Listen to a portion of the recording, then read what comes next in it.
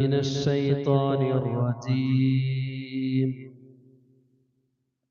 بفضل بسم الله الرحمن الرحيم الحمد لله رب العالمين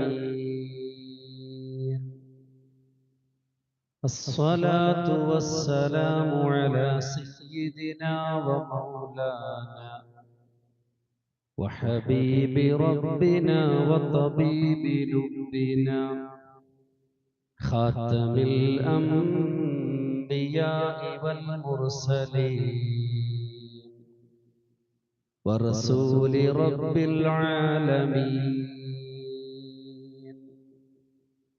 معلم البشرية من لدن حكيم خبير وعلى آله الطيبين الطاهرين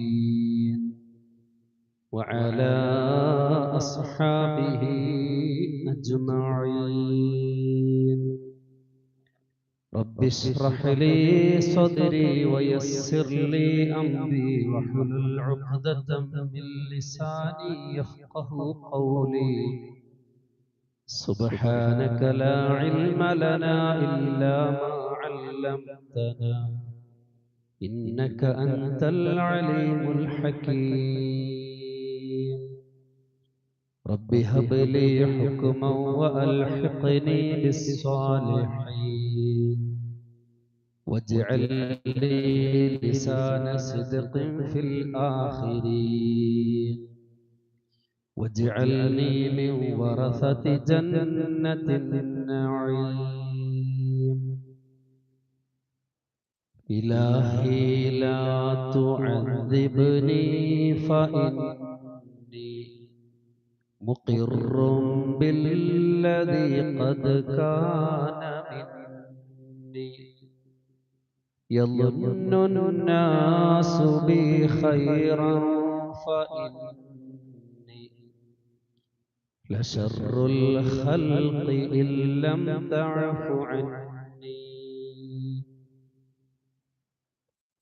സ്നേഹാദരവുകൾ നിറഞ്ഞ കാരണവന്മാരെ, സഹോദരങ്ങളെ, അല്ലാഹു സുബ്ഹാനഹു വ തആല അവന്റെ അളവറ്റ അനുഗ്രഹം കൊണ്ട് നമ്മിൽ നിന്നും സംഭവിച്ചു പോയ എല്ലാ വീഴ്ചകളും വിട്ടുപുറത്ത് മാപ്പാക്കി തരുമാറാകട്ടെ.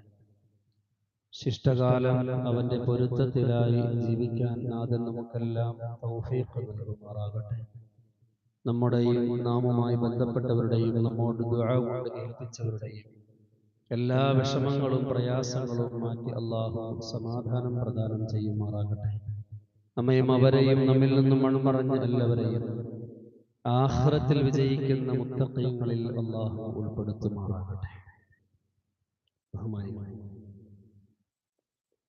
അബൂ ദർദാ റളിയല്ലാഹു തആല അൻഹുവിനെ തൊട്ട് ഉദ്ധരിക്കുന്ന ഒരു ഹദീസിൽ അഷ്റഫുൽ ഖൽഖ് റസൂലുള്ളാഹി സ്വല്ലല്ലാഹു അലൈഹി വസല്ലം തങ്ങൾ പഠിപ്പിക്കുകയാണ്, ഇൽതമിസു അൽ ഖൈറ ദഹറകും കുല്ലഹു.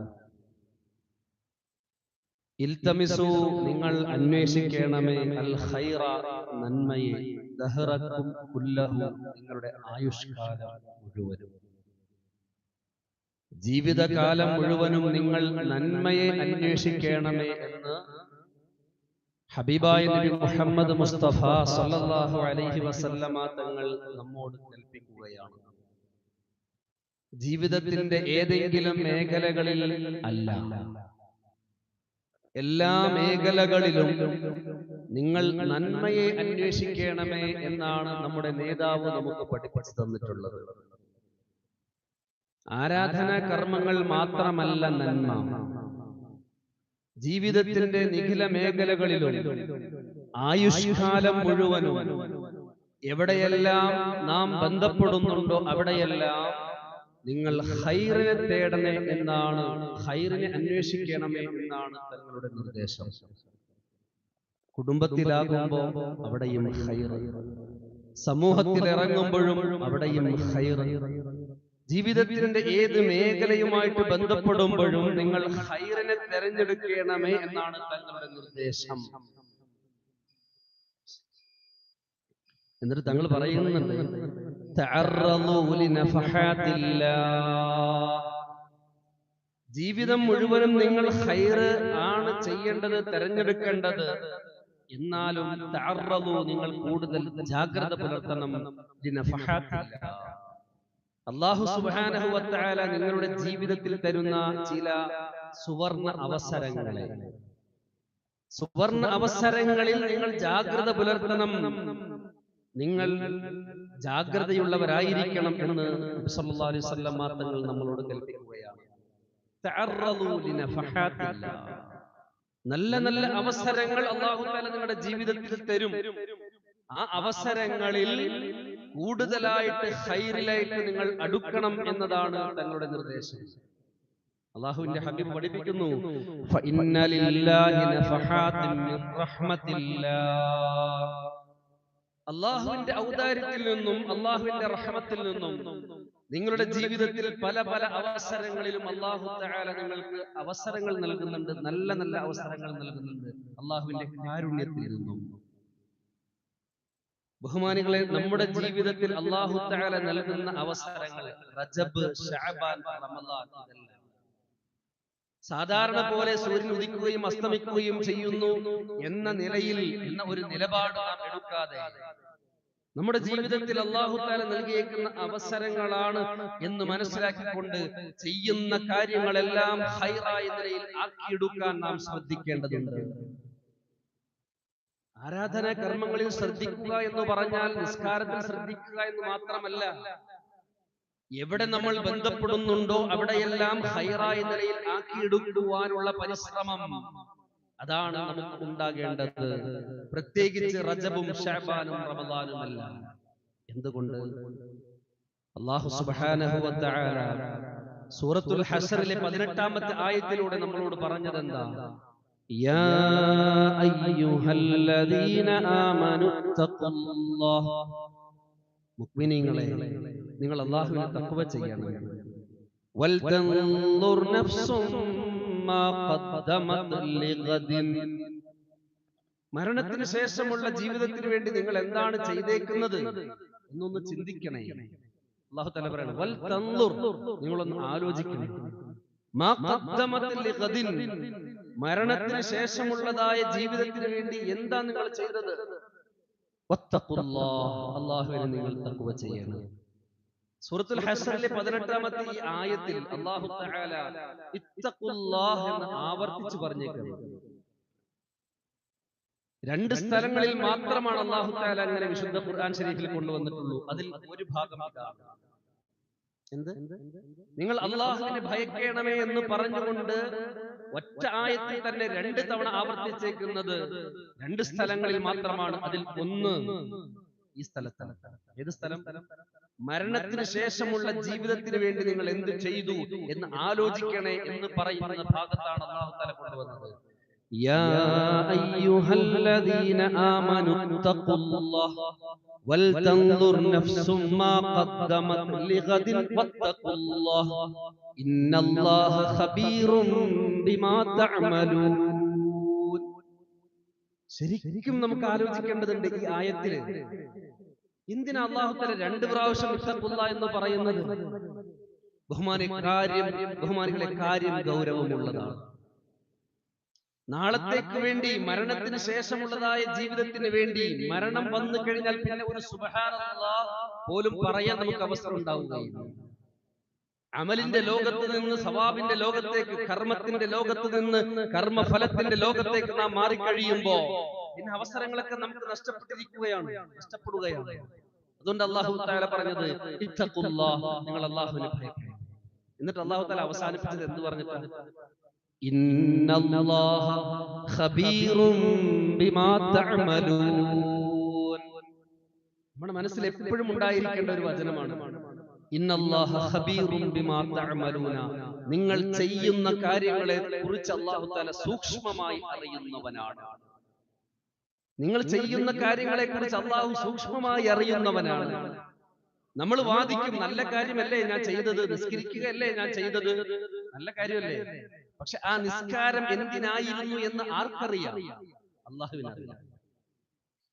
ആരെ കാണിക്കാൻ വേണ്ടിയായിരുന്നു? ആരെ ബോധിപ്പിക്കാൻ വേണ്ടിയായിരുന്നു? നിസ്കാരം ഉദാഹരണം പറഞ്ഞതാണ്, അതിൽ മാത്രം ചിന്തിക്കാനുള്ള.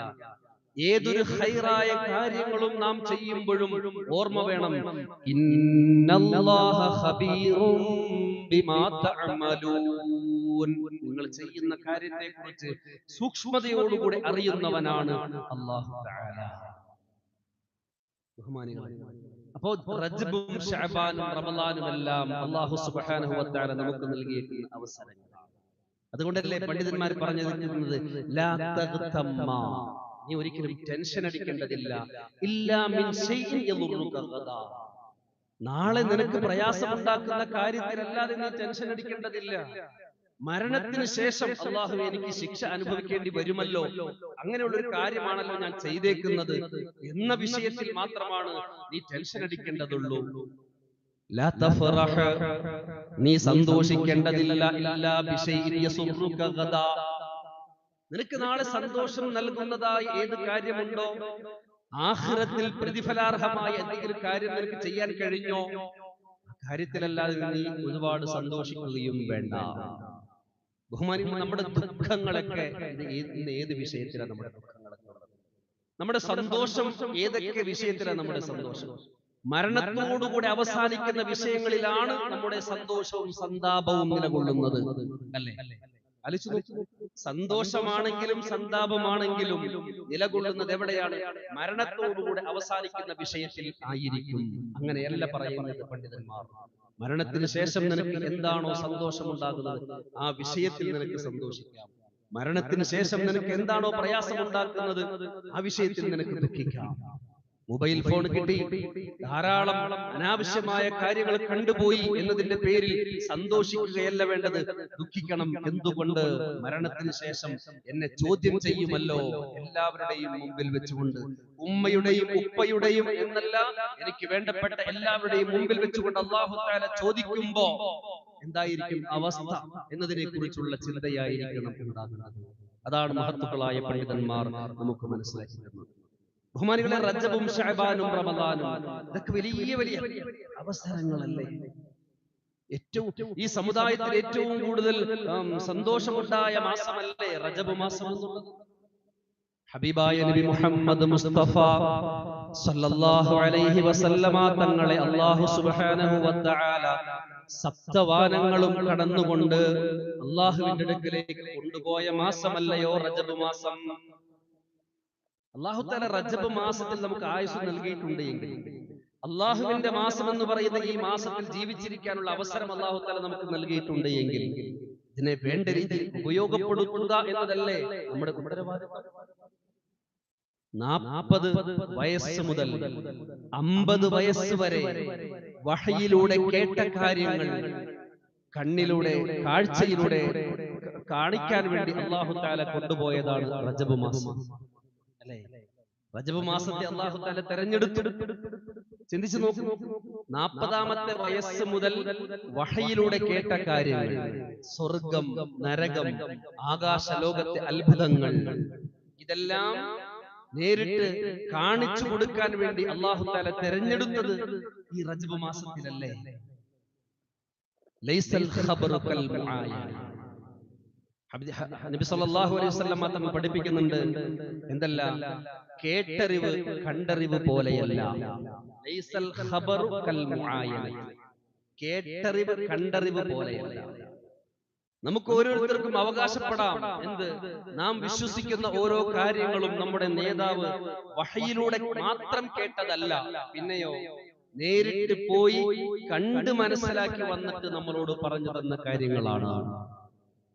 റജബ് മാസത്തിന്റെ ഏറ്റവും വലിയ സന്ദേശവും അത് തന്നെയല്ലേ? റജബ് മാസത്തിന് ഉൾക്കൊള്ളുന്ന ഏതൊരു മുഅ്മിനും, റജബ് മാസത്തിന് വേണ്ട രീതിയിൽ വിനിയോഗിക്കണമെന്ന് ചിന്തിക്കുന്ന ഏതൊരു മുഅ്മിനും മനസ്സിലാക്കേണ്ട വിശ്വാസപരമായ ഒരു കാര്യം കൂടിയാണത്. എന്ത്?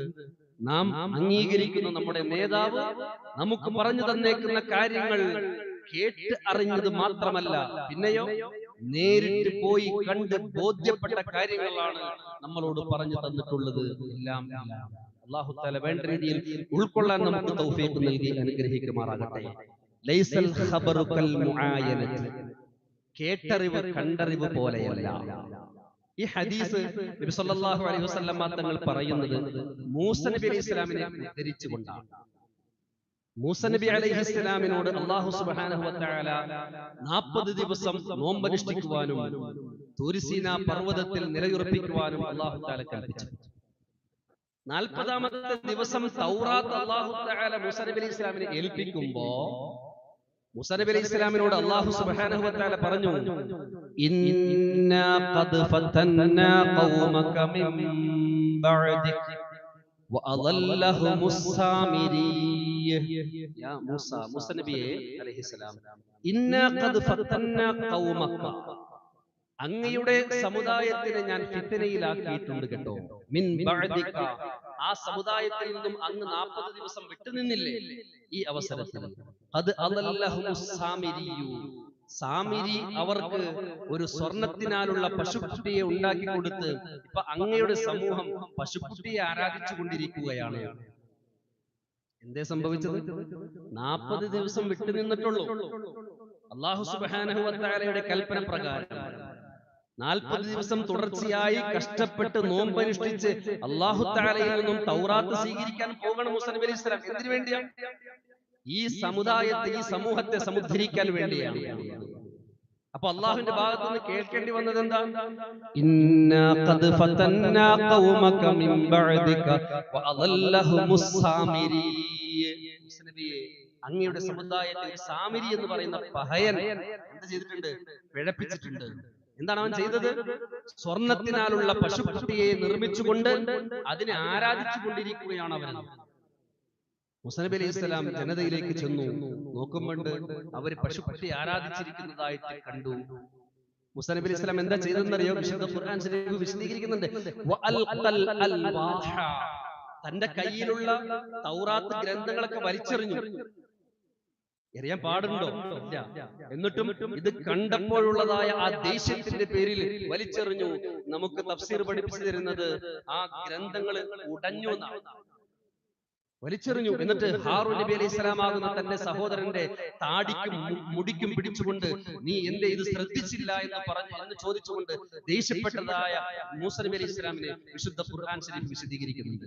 ഇത് പറഞ്ഞിട്ടാണ് നബി സല്ലല്ലാഹു അലൈഹി വസല്ലം തങ്ങൾ പറഞ്ഞത്. എന്താണെന്നറിയോ? ലൈസൽ ഖബറു കൽ മുആയനതി, കേട്ടറിവ് കണ്ടറിവ് പോലെയല്ല. അല്ലാഹു തആല പറഞ്ഞു, സമുദായം പ്രയാസത്തിലാണ്, വിഷമത്തിലാണ്, പശുക്കുട്ടി ആരാധിക്കുന്നുണ്ട് എന്ന്. അപ്പൊ കേട്ടറിവാണ്. അപ്പൊ വലിയ കുഴപ്പമുണ്ടായില്ല. തൗറാത്ത് കയ്യിൽ പിടിച്ചു. എന്നാലോ മൂസ നബി അലൈഹി സ്വലാം കണ്ടു എന്ത്? പശുക്കുട്ടിയെ ആരാധിക്കുന്നതായിട്ട്. അപ്പൊ പിടുത്തം വിട്ടു. അതാണ് തൗറാത്തൊക്കെ പിടിച്ച് വലിച്ചെറിഞ്ഞിട്ട് എന്ത് ചെയ്തത്? ദേഷ്യപ്പെട്ടത്. ഈ ഹദീസ് ഉദ്ധരിച്ചുകൊണ്ടാണ് ഈ സംഭവം ഉദ്ധരിച്ചുകൊണ്ടാണ് നബി സല്ലല്ലാഹു അലൈഹി വസല്ലം തങ്ങൾ പറയുന്നത്, ലൈസൽ ഖബറു കൽ മുആയനതി. ബഹുമാനികളെ, നേരിട്ട് കണ്ടു. ആര്? മുത്തുനബി മുഹമ്മദ് മുസ്തഫ സല്ലല്ലാഹു അലൈഹി വസല്ലം കണ്ടിട്ട് പറഞ്ഞു തന്നതാണ്, കേട്ട് പറഞ്ഞു തന്നതല്ല. സ്വർഗ നരകങ്ങളെ കുറിച്ചല്ല. അതിൽപ്പെട്ട ഒരു അറിവാണ് ഒരു ജനതയുടെ അടുക്കലൂടെ നബി സല്ലല്ലാഹു അലൈഹി വസല്ലം തങ്ങൾ നടന്നു നീങ്ങി. യസ്റഊന യൗമൻ വയഹ്സുദൂന യൗമാ, ദിവസത്തിന്റെ ഒരു നിമിഷത്തിൽ ഒരല്പസമയം കൊണ്ട് അവർ വിതയ്ക്കുന്നു. ഒരല്പസമയം കഴിയുമ്പോൾ തന്നെ അവർ കൊയ്തെടുക്കുകയും ചെയ്യുന്നു. ദിവസത്തിന്റെ ഒരു അല്പസമയം, ഒരു വിതയ്ക്കലും കൊയ്യലുമെല്ലാം എത്ര സമയം കൊണ്ട് നടക്കേണ്ടതാണ്? എത്രയും മാസങ്ങൾ കൊണ്ട് നടക്കുന്നത്. എന്നാൽ ഒരു വിഭാഗം ആളുകൾ വിതയ്ക്കുന്നു, അല്പസമയം കഴിയുമ്പോൾ തന്നെ അത് കൊയ്തെടുക്കുകയും ചെയ്യുന്നു. ഇതിങ്ങനെ ആവർത്തിച്ചു കൊണ്ടിരുന്നപ്പോ ജിബ്രീൽ അലൈഹിസ്സലാമിനോട് നബി സല്ലല്ലാഹു അലൈഹി വസല്ലം തങ്ങൾ ചോദിച്ചു, മൻ ഹൗലാഇ യാ ജിബ്രീൽ അലൈഹിസ്സലാം, ആരാണ് ജിബ്രീലേ ഇവർ? നബി സല്ലല്ലാഹു അലൈഹി വസല്ലം തങ്ങൾക്ക് മറുപടി കൊടുക്കുകയാണ്, ഹൗലാഇ മുജാഹിദൂന ഫീ സബീലില്ലാഹ്. നബി, ഇവർ ആരാണെന്നറിയോ? അല്ലാഹുവിന്റെ മാർഗത്തിൽ പരിശ്രമിക്കുന്നവരാണ് നബിയെ. വലിയ സൗഭാഗ്യവാന്മാരെയാണ് അല്ലാഹുവിന്റെ ഹബീബിനോട് കാണാൻ കഴിഞ്ഞത്. കണ്ട കാര്യം നമ്മളോട് വന്ന് പറയുകയാണ്. ആ നിലക്കാണ് നാം ഇതിനെ കേൾക്കേണ്ടത്. എന്താ കണ്ടത് തങ്ങള്? ഒരു ദിവസത്തിന്റെ ഒരല്പസമയം വിതയ്ക്കുകയും ഉടനെ തന്നെ കൊയ്യുകയും ചെയ്യുന്നതായ ഒരു വിഭാഗം എന്ന് പറഞ്ഞാൽ അതിന്റെ അർത്ഥം നന്മകൾ ഒരുപാട് വാരിക്കൂട്ടുന്ന ഒരു വിഭാഗം ആളുകൾ എന്നാണ്. മുഅ്മിനീങ്ങളായ നമ്മെ സംബന്ധിച്ചിടത്തോളം വലിയ ആവേശത്തോടുകൂടെ കേൾക്കേണ്ട ഒരു കാര്യമാണ്. നന്മകൾ ഇങ്ങനെ വാരിക്കൂട്ടുന്ന ഒരു വിഭാഗം അവരാരാ? അല്ലാഹുവിന്റെ മാർഗത്തിൽ ജിഹാദ് ചെയ്യുന്നവരാണ്, പരിശ്രമിക്കുന്നവരാണ് എന്ന് ജിബ്രീൽ അലൈഹിസ്സലാം നബി സല്ലല്ലാഹു അലൈഹി വസല്ലം തങ്ങൾക്ക് മറുപടി കൊടുത്തു. ജിഹാദ് ചെയ്യുക എന്ന് പറഞ്ഞാൽ പല രീതിയിലാണ്. അല്ലാഹുവിന്റെ ദീനിന് വേണ്ടി നിലയുറപ്പിക്കുക, അതാണ്. എല്ലാ നിലയിലും നോക്കുമ്പോൾ അല്ലാഹുവിന്റെ ദീനിനായിട്ട് നിലയുറപ്പിക്കുക. ഒരു ഹദീസിൽ കാണാം, അൽ മുജാഹിദു മൻ ജാഹദ നഫ്സഹു. യഥാർത്ഥ മുജാഹിദ് സ്വന്തം നഫ്സിനോട് ജിഹാദ് ചെയ്യുന്നവനാണ്. സ്വന്തം നഫ്സിനോട് ജിഹാദ് ചെയ്യുന്നവനാണ്. ഫീ തഅത്തില്ലാഹ്, അല്ലാഹുവിനെ വഴിപ്പെടുന്ന വിഷയത്തിൽ. യഥാർത്ഥ മുജാഹിദ്, യഥാർത്ഥ ധർമ്മസമരം ചെയ്യുന്ന ആള് എന്നതുകൊണ്ട് ഉദ്ദേശിക്കുന്നത് മൻ ജാഹദ നഫ്സഹു ഫീ തഅത്തില്ലാഹ്, അല്ലാഹുവിനെ വഴിപ്പെടുന്ന വിഷയത്തിൽ സ്വന്തം നഫ്സിനോട് ജിഹാദ് ചെയ്യുന്നവനാണ്. ജുമാ നിസ്കാരം കഴിഞ്ഞു, വയറ് നിറച്ച് ഭക്ഷണവും കഴിച്ചു, കിടന്നുനിന്ന് ഉറങ്ങാൻ വേണ്ടി, ക്ഷീണത്തോടുകൂടി ഉറങ്ങാൻ വേണ്ടി കിടക്കുമ്പോഴാണ് അസറിന്റെ ബാങ്ക് നാം കേൾക്കുന്നത്. എന്താ സംഭവിക്കുക? ബാങ്ക് വിളിച്ചോട്ടെ, സമയം ഇനിയുണ്ടല്ലോ, നമുക്ക് കുറച്ച് കഴിയുമ്പോൾ ഇവിടെ തന്നെ നിസ്കരിക്കാം, വീട്ടിൽ തന്നെ നിസ്കരിക്കാം എന്ന നിലപാട് ഒരു വിഭാഗം ആളുകൾ. എന്നാൽ ഒരു വിഭാഗം ആളുകൾ എന്നാലോ സ്വന്തം നഫ്സിനോട് ജിഹാദ് ചെയ്യുന്ന, ധർമ്മസമരം ചെയ്യുന്ന ഒരു വ്യക്തിയെ സംബന്ധിച്ചിടത്തോളം അവൻ ചിന്തിക്കുന്നത് എന്താ? അള്ളാഹുവിന്റെ ഭവനത്തിലേക്ക് എന്നെ വിളിക്കുന്നതാണ്, ഇത് എന്നെ വിളിക്കാൻ വേണ്ടി അല്ലാഹു തആല ഏൽപ്പിച്ചതാണ് എന്ന് ചിന്തിച്ചുകൊണ്ട് സ്വന്തം നഫ്സിനോട് ജിഹാദ് ചെയ്യുന്ന എത്ര ആളുകളാണ് നമ്മുടെ നാട്ടിലുള്ളത്? ഒരുപാട് ആളുകളുണ്ട്, പക്ഷെ അല്ലാത്തവരും ഉണ്ട്. നാം ഏത് ഗണത്തിൽപ്പെടണമെന്നുള്ളതാണ്. ബഹുമാനികളെ, നന്മകൾ ഒരുപാട് വാരിക്കൂട്ടാൻ കഴിയുന്ന കർമ്മമാണ് എന്ത്? സ്വന്തം നഫ്സിനോട് ജിഹാദ് ചെയ്യുക എന്നത്. ഇതാണ് ഹബീബായ തങ്ങൾ നേരിട്ട് കണ്ടുകൊണ്ട് നമ്മളോട് വന്ന് പറഞ്ഞത്. മാത്രമല്ല, ഹബീബായ തങ്ങൾ പറഞ്ഞിട്ടുണ്ട്, അഫ്ളലു ജിഹാദിൻ കലിമത്തു അദ്ലിൻ. അഫ്ളലു ജിഹാദ്, ഏറ്റവും ശ്രേഷ്ഠകരമായ ജിഹാദ് എന്താണെന്നറിയോ? കലിമത്തു അദ്ലിൻ, നീതിക്ക് വേണ്ടി ശബ്ദിക്കലാണ്. ബഹുമാനികൾ, ഈ കാലഘട്ടത്തിൽ എന്തുകൊണ്ടും യോജിക്കുന്ന കാര്യങ്ങളാണ് ഇതെല്ലാം. എങ്ങനെയാണ് അള്ളാഹുവിന്റെ അടുക്കൽ നമുക്ക് വലിയ വലിയ പ്രതിഫലങ്ങൾ വാരിക്കൂട്ടാൻ കഴിയുന്നത്? പള്ളിയിൽ അങ്ങനെ കൂടുക എന്ന് മാത്രമല്ല, അഫ്ളലു ജിഹാദിൻ, ഏറ്റവും ശ്രേഷ്ഠകരമായ ജിഹാദാണ് കലിമത്തു അദ്ലിൻ, നീതിക്ക് വേണ്ടി സംസാരിക്കുക എന്നത്.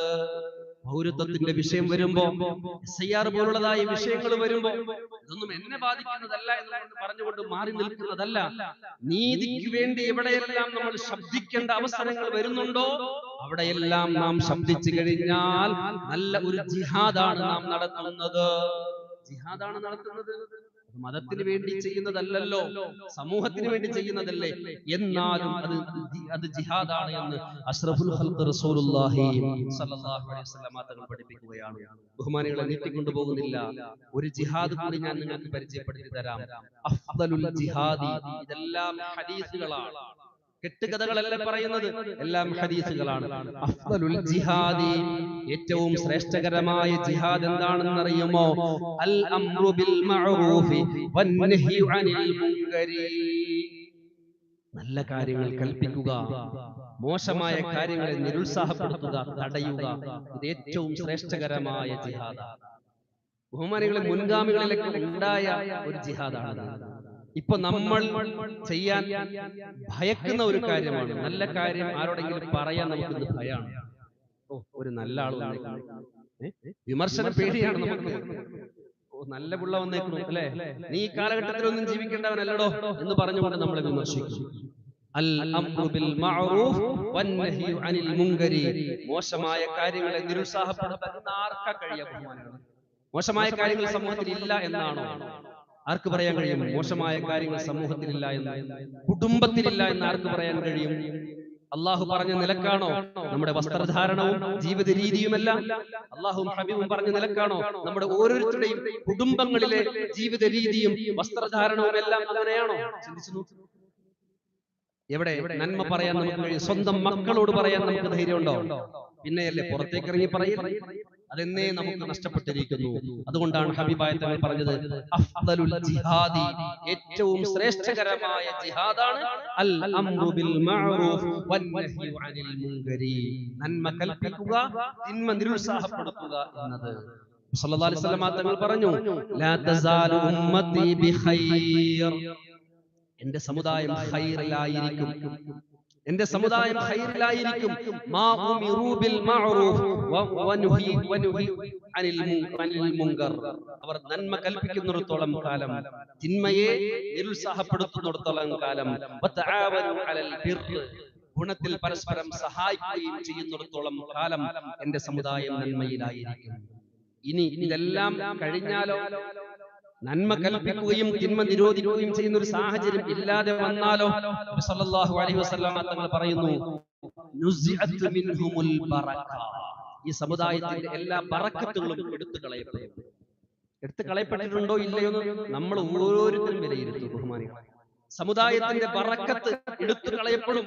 മാത്രമല്ല വസുല്ലിത ബഅദുഹും അലാ ബഅദ്, പരസ്പരം തല്ലുകൂടും, പരസ്പരം തല്ലുകൂടും, കുറ്റപ്പെടുത്തും, അടിയുണ്ടാക്കും എന്ന് ഹബീബായ തങ്ങൾ നമുക്ക് മുന്നറിയിപ്പ് നൽകി. എന്തേ കാരണം? നന്മ കൽപ്പിക്കുകയും തിന്മ വിരോധിക്കുകയും ചെയ്യുന്ന, അതുപോലെ തന്നെ നന്മയിൽ പരസ്പരം സഹകരിക്കുന്നതായ ഒരു സാഹചര്യം ഇല്ലാതെ വരുമ്പോൾ ഇതെല്ലാം സംഭവിക്കുമെന്നാണ്. ബഹുമാനികളെ, എന്നാൽ അള്ളാഹുവിന്റെ മുമ്പിൽ നമുക്ക് നന്മ വാരിക്കൂട്ടാൻ കഴിയുന്ന കാര്യമാണ് ജിഹാദിൽ ശ്രദ്ധിക്കുക എന്നത്. ജിഹാദ് എന്ന് പറഞ്ഞാൽ ധർമ്മസമരം. ഏത് ധർമ്മസമരം? നമ്മുടെ സ്വന്തം നഫ്സിനോടുള്ള ധർമ്മസമരം. നന്മ പറയാനുള്ള മനസ്സ്, നീതിക്ക് വേണ്ടി സംസാരിക്കാനുള്ളതായ മനസ്സ്, ഇതെല്ലാം കാലഘട്ടത്തിൽ അനുയോജ്യമായ കാര്യങ്ങളാണ്. ഇതെല്ലാം നമുക്ക് വേണ്ടതാണ്. കഴിഞ്ഞ ആഴ്ച നമ്മളൊരു പിരിവ് നടത്തി. എന്തിനു വേണ്ടിയാ പിരിവ് നടത്തിയത്? നമ്മുടെ തൊട്ടടുത്ത സ്ഥാപനമായ അസാസിലെ മക്കളുടെ മാലിക് ഫെസ്റ്റിന് വേണ്ടിയായിരുന്നു പിരിവ്. ബഹുമാനികളെ, ഞാൻ ആ സദസ്സിൽ പോയിരുന്നു. അൽഹംദുലില്ലാഹ്, കാലഘട്ടത്തിന് യോജിക്കുന്നതായ വിഷയങ്ങൾ മക്കളിലേക്ക് ഇട്ടുകൊടുത്തുകൊണ്ട് വരുന്ന തലമുറയെ നല്ല രീതിയിൽ ദിശാബോധമുള്ളവരാക്കുന്നതിന് വേണ്ടി, ഒരു തലമുറയെ വാർത്തെടുക്കുന്നതിന് വേണ്ടിയുള്ള പരിശ്രമമാണ് നമ്മുടെ സമീപത്ത് നടക്കുന്ന അസാസ് കോളേജിൽ നടക്കുന്നത്. അവിടുത്തെ പ്രമേയം എന്തായിരുന്നറിയോ? എന്താണ്? അഹ്ലല്ലയോ ആലത്തിൻ ആധാരം, ആലത്തിൻ ആധാരം അഹ്ലല്ലയോ, ലോകത്തിന്റെ ആധാരം കുടുംബമല്ലയോ എന്ന പ്രമേയ വിഷയമായിരുന്നു. കുടുംബത്തിന്റെ പ്രശ്നങ്ങൾ ഇന്ന് എന്തൊക്കെയാണ്? വിവാഹ സംബന്ധമായ പ്രശ്നങ്ങൾ എന്തൊക്കെയാണ്? ഇതെല്ലാം കാലഘട്ടത്തിന് യോജിക്കുന്നതായ വിഷയങ്ങളാണ്. ഇതെല്ലാം പഠിച്ചുകൊണ്ട് ഒരു സമൂഹത്തെ വാർത്തെടുക്കുന്ന പ്രവർത്തനമാണ് അസാസിൽ നടക്കുന്നത്. ഇങ്ങനെയുള്ള പ്രവർത്തനങ്ങൾ നടക്കുന്നുണ്ട്. ആരൊക്കെ സഹായിച്ചിട്ടുണ്ടെന്ന് എനിക്കറിയില്ല. സഹായിച്ചവർക്കെല്ലാം അല്ലാഹു തആല ഉന്നതമായ പ്രതിഫലം നൽകി അനുഗ്രഹിക്കുമാറാകട്ടെ. ബഹുമാനികളെ, നമ്മെ സംബന്ധിച്ചിടത്തോളം നമ്മെ കൊണ്ട് കഴിയുന്നത് നന്മ ലോകത്തുണ്ടാകാനുള്ള ആഗ്രഹം നമ്മുടെ മനസ്സിലുണ്ടാകുക. നമുക്ക് നന്മ പറയാൻ കഴിയില്ലേ? നന്മ പറയാൻ പറ്റുന്ന ആളുകളെ വാർത്തെടുക്കുക, അതിനുവേണ്ടി സഹായിക്കുക, അതിനുവേണ്ടി സഹകരിക്കുക എന്നതാണ്. അല്ലാഹു സുബ്ഹാനഹു വ തആല നന്മ മനസ്സിലാക്കുവാനും നന്മ ചെയ്യുവാനും തിന്മ മനസ്സിലാക്കിയതിൽ നിന്ന് വിട്ടു നിൽക്കുവാനും നമുക്കെല്ലാം തൗഫീഖ് നൽകി അനുഗ്രഹിക്കുമാറാകട്ടെ. ബഹുമാനികളെ, നാളെ രണ്ടാം ശനിയാഴ്ചയാണ്. മാസാന്ത സ്വലാത്ത് നടക്കുന്നത്. നാളെ ഭക്ഷണം സ്പോൺസർ ചെയ്ത ഒരു സഹോദരി, മരണപ്പെട്ട ഹംസ എന്ന് പറയുന്ന സഹോദരന് വേണ്ടി പ്രത്യേകം ദുആ ചെയ്യാൻ വസിയത്ത് ചെയ്തിട്ടുണ്ട്. അല്ലാഹു സുബ്ഹാനഹു വ തആല ആ സഹോദരന് മഗ്ഫിറത്തും റഹ്മത്തും നൽകുമാറാകട്ടെ. നാളത്തെ സ്വലാത്തിന്റെ മജ്ലിസിലേക്ക് അവർ ഭക്ഷണം ഓഫർ ചെയ്തിരിക്കുകയാണ്. അല്ലാഹു തആല ഹദിയ സ്വീകരിക്കുമാറാകട്ടെ. നിയ്യത്തിന് അല്ലാഹു ഖബൂൽ ചെയ്യുമാറാകട്ടെ. ബർസഖിയായ ലോകത്ത് അല്ലാഹു സന്തോഷവും സമാധാനവും പ്രദാനം ചെയ്യുമാറാകട്ടെ. ഒരു സഹോദരൻ പള്ളി നിർമ്മാണത്തിലേക്ക് 1 ലക്ഷം രൂപ സംഭാവന നൽകിയിട്ടുണ്ട്. അദ്ദേഹത്തിന്റെ കുടുംബത്തിൽ സന്തോഷവും ഐശ്വര്യവും ഉണ്ടാകുന്നതിന് വേണ്ടി, ബിസിനസ്സിൽ ബറക്കത്ത് ഉണ്ടാകുന്നതിന് വേണ്ടി ദുആ ചെയ്യാൻ വസിയത്ത് ചെയ്തിട്ടുണ്ട്. അല്ലാഹു തആല സഹോദരന്റെ സ്വതക്കയെ സ്വീകരിക്കുമാറാകട്ടെ. അദ്ദേഹത്തിന്റെ കുടുംബത്തിൽ അല്ലാഹു തആല എല്ലാവിധ സമാധാനവും പ്രദാനം ചെയ്യുമാറാകട്ടെ. എല്ലാവിധ ഐശ്വര്യവും അല്ലാഹു നസീബാക്കുമാറാകട്ടെ. ബിസിനസ്സിൽ അല്ലാഹു ബറക്കത്ത് നൽകുമാറാകട്ടെ. പള്ളിക്ക് വേണ്ടി നൽകിയതായ സംഭാവന അല്ലാഹു എല്ലാ നിലയിലും ഖബൂൽ ചെയ്യുമാറാകട്ടെ. ഇതുവരെ പള്ളി നിർമ്മാണത്തിലേക്ക് സംഭാവന നൽകിയിട്ടുള്ള എല്ലാവർക്കും വേണ്ടി പ്രത്യേകം ദുആ ചെയ്യാൻ ഏൽപ്പിച്ചിട്ടുണ്ട്. അല്ലാഹുവേ, പള്ളിയുടെ നിർമ്മാണത്തിന് വേണ്ടി ആരെല്ലാം സഹായിച്ചിട്ടുണ്ട് അവർക്കെല്ലാം നീ അർഹമായ പ്രതിഫലം നൽകണം റഹ്മാനെ. അവരുടെ ബിസിനസ്സിൽ നീ ബറക്കത്ത് നൽകണം റഹ്മാനെ. കുടുംബങ്ങളിൽ നീ ബറക്കത്ത് നൽകണം റഹ്മാനെ. അല്ലാഹുവേ, മൺമറഞ്ഞവരുടെ റൂഹിലേക്ക് അതിന്റെ ബിസിനസ് സവാബ് എത്തിച്ചു കൊടുക്കണം റഹ്മാനെ. മകന് അനുയോജ്യമായ വധുവിനെ ലഭിക്കുന്നതിന് വേണ്ടി ദുആ ചെയ്യാൻ ഒരു പിതാവ് വസിയത്ത് ചെയ്തിട്ടുണ്ട്. അല്ലാഹു തആല ആ സഹോദരന് അനുയോജ്യമായ വധുവിനെ അല്ലാഹു തആല അടുപ്പിച്ചു കൊടുക്കുമാറാകട്ടെ. സ്വാലിഹത്തായ വധുവിനെ നൽകി അല്ലാഹു അനുഗ്രഹിക്കുമാറാകട്ടെ. വിവാഹം എന്നത് നല്ല ഖൈറായ നിലയിൽ ആകണമെന്ന് ഓരോ മാതാപിതാക്കളും ആഗ്രഹിക്കുന്നതാണ്. ഖൈറായ സ്വാലിഹത്തായ വധുവിനെ അല്ലാഹു തആല അടുപ്പിച്ചു കൊടുക്കുമാറാകട്ടെ. ഇപ്പോൾ നാളത്തെ സ്വലാത്തിന്റെ മജ്ലിസ് ആരും മറക്കണ്ട. പ്രത്യേകിച്ച് റജബ് മാസത്തിന്റെ സ്വലാത്തിന്റെ മജ്ലിസിന് ഒരു പ്രത്യേകതയുണ്ട്. എന്താ അറിയോ? റജബ് മാസത്തിന്റെ സ്വലാത്തിന്റെ പ്രത്യേകത, മുത്തുനബി സല്ലല്ലാഹു അലൈഹി വസല്ലമ തങ്ങളെ ആമിന ബീവി ഗർഭം ധരിച്ചത് റജബ് മാസത്തിലാണ്. കഴിയുന്ന അത്രയും നമ്മുടെ സ്വലാത്ത് വർദ്ധിപ്പിക്കണം. അല്ലാഹു നമുക്ക് തൗഫീഖ് നൽകുമാറാകട്ടെ. അർഹമുർ റഹീമായ രാജസയ്യിദായ തമ്പുരാനെ, ഞങ്ങളെ നീ സ്വീകരിക്കണേ അല്ലാഹ്. പടച്ചവനെ, ഞങ്ങളുടെ ഇബാദത്തുകളെ നീ കബൂലാക്കണേ അല്ലാഹ്. പടച്ചവനെ, ജീവിതത്തിൽ ഞങ്ങൾക്ക് നൽകുന്നതായ സുവർണ അവസരങ്ങളെ മനസ്സിലാക്കുവാനും വിനിയോഗിക്കുവാനും ഞങ്ങൾക്ക് നീ തൗഫീഖ് നൽകണേ അല്ലാഹ്. ജീവിതത്തിൽ ഞങ്ങൾ ഒരുപാട് ഞങ്ങൾക്ക് നൽകിയ അവസരങ്ങളെ നഷ്ടപ്പെടുത്തിയിട്ടുണ്ട്. അതിന്റെ പേരിൽ ദുഃഖിക്കേണ്ട അവസ്ഥ നാളെ ഞങ്ങൾക്ക് നീ തരല്ലേ അല്ലാഹ്. തൗബ ചെയ്തുകൊണ്ട് നല്ല നിലയിൽ നല്ല മനുഷ്യരായി ജീവിക്കാൻ ഞങ്ങൾക്ക് നീ തൗഫീഖ് നൽകണേ അല്ലാഹ്. ഞങ്ങളുടെ കാര്യങ്ങൾ നീ ഏറ്റെടുക്കണേ അല്ലാഹ്. പടച്ചവനെ, ഞങ്ങളുടെ ബിസിനസ്സിൽ നീ ബറക്കത്ത് നൽകണേ അല്ലാഹ്. ഞങ്ങളുടെ കുടുംബങ്ങളിൽ നീ ബറക്കത്ത് നൽകണേ അല്ലാഹ്. ഞങ്ങളുടെ മക്കളുടെ കാര്യത്തിൽ നീ ബറക്കത്ത് നൽകണം റഹ്മാനെ. പഠിക്കുന്ന മക്കളുടെ പഠനങ്ങളിൽ നീ അഭിവൃദ്ധി നൽകണം റഹ്മാനെ. ജോലി ചെയ്യുന്ന മക്കളുടെ ജോലികളിൽ നീ ബറക്കത്ത് നൽകണം റഹ്മാനെ. ജോലിയില്ലാത്ത മക്കൾക്ക് അനുയോജ്യമായ ജോലി നൽകണം റഹ്മാനെ. വിവാഹപ്രായമെത്തിയ മക്കൾക്ക് സ്വാലിഹികളും സാലിഹാത്തുകളുമായി നീ അടുപ്പിക്കണം റഹ്മാനെ. അല്ലാഹുവേ, വിദേശത്തും സ്വദേശത്തുമായിട്ട് ജോലി ചെയ്യുന്ന മക്കളുടെ ജോലികളിൽ നീ ബറക്കത്ത് നൽകണം റഹ്മാനെ. വിദേശത്ത് ഞങ്ങൾക്ക് മക്കൾ ഉൾപ്പെടെ പലരുമുണ്ട് റബ്ബേ, അവരുടെ ജോലികളിൽ നീ ബറക്കത്ത് നൽകണം റഹ്മാനെ. ഞങ്ങളെ സ്നേഹിച്ചവർ, സഹായിച്ചവർ, പള്ളിക്ക് വേണ്ടി സഹായിച്ചവർ പലരും വിദേശ രാജ്യങ്ങളിലാണ് റബ്ബേ, അവരുടെ ജോലികളിൽ നീ ബറക്കത്ത് നൽകണേ അല്ലാഹ്. പടച്ചവരുടെ ബിസിനസ്സിൽ നീ ബറക്കത്ത് നൽകണേ അല്ലാഹ്. അവരുടെ മനസ്സുകൾക്ക് നീ സമാധാനം നൽകണേ അല്ലാഹ്. അവരുടെ കുടുംബങ്ങളിൽ നീ ഖൈർ നൽകണം റഹ്മാനെ. അല്ലാഹുവേ, സ്വലാത്തിന്റെ മജ്ലിസിലേക്ക് ഭക്ഷണം ഓഫർ ചെയ്തതായ സഹോദരി, ആ കുടുംബം നീ ഖൈർ നൽകണം റഹ്മാനെ. പടച്ചവനെ, സഹോദരന്റെ ബർസഖ് നീ സന്തോഷത്തിലാക്കണം റഹ്മാനെ. പള്ളി പണിയിലേക്ക് 1 ലക്ഷം രൂപയാണ് സംഭാവന നൽകിയത് റബ്ബേ. അല്ലാഹുവേ, നീ സ്വീകരിക്കണം തമ്പുരാനെ. കുടുംബത്തിൽ നീ ബറക്കത്ത് നൽകണം റഹ്മാനെ. ബിസിനസ്സിൽ നീ അഭിവൃദ്ധി നൽകണം റഹ്മാനെ. പടച്ചവനെ, മകൻ അനുയോജ്യമായ വധുവിനെ നീ അടുപ്പിച്ചു കൊടുക്കണം റഹ്മാനെ. അല്ലാഹുവേ, ഞങ്ങളുടെ കാര്യങ്ങളെല്ലാം നീ ഏറ്റെടുക്കണം റഹ്മാനെ. ഞങ്ങളുടെ വിഷമങ്ങൾ നീ അറിയുന്നവനാണ്, പരിഹാരം നൽകണം റഹ്മാനെ. പടച്ചവനെ, ഞങ്ങളുടെ ഈ സദസ്സിലും ഞങ്ങളുടെ മഹല്ലിലും ഞങ്ങളുടെ നാടുകളിലും പലരും പലവിധ രോഗങ്ങൾ കൊണ്ട് പ്രയാസപ്പെടുന്നു. വീടുകളിലും ഹോസ്പിറ്റലിലുമായിട്ട് കഴിഞ്ഞുകൂടുന്നു റബ്ബേ. അവർക്ക്